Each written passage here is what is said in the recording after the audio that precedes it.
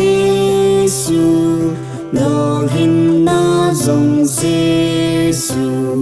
lấy xịt chỉ na thiếp na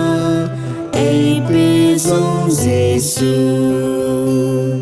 Kipana maicham semin Kipana maicham semin na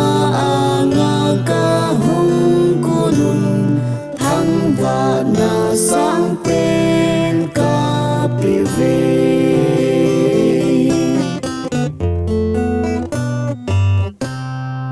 Bible xin ma tao dinh Kipana bên ahin lung thim cho tê đinh nga tao hi lung ol na Kipana maicham semin Kipana maicham semin na angai kahung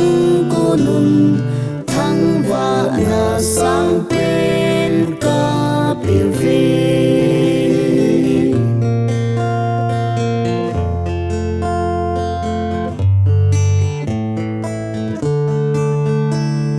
Giêsu ca nehi cây dia lung mon na Giêsu ca nehi cây dia Kipana Giêsu Giêsu kahin kathangvah Giêsu Giêsu Hiche Vahchoi Kipana maicham jehin Vahchoi sin na insung na ka